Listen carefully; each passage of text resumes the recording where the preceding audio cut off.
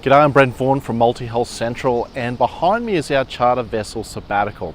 We've just come off a super busy season here in Sydney Harbour, chartering this vessel out as a bit of an experiment into charter boat ownership ourselves.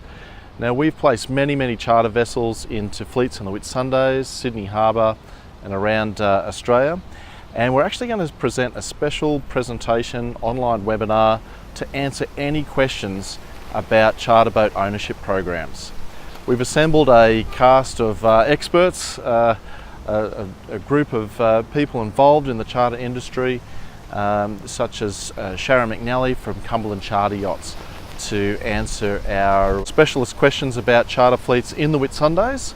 And we've also asked one of our mortgage brokers to join us, John Eldick, and he's helped a number of our boat owners gain finance in a very tricky financial market here in Australia over the last 6 months or so.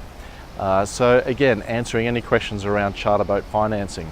So please send us your questions. Have you got any questions about charter boat ownership programs and how they run in Australia? We've, thanks to the Australian dollar being down around the 70 cents, tourism in Australia is really on the hop again. And it's probably a good time to consider, if any, a time placing a boat into a managed fleet to help finance that boat through to a part-time arrangement for you to use it and eventually go on and go cruising, like many boat owners around Australia with boats in the Whitsundays do.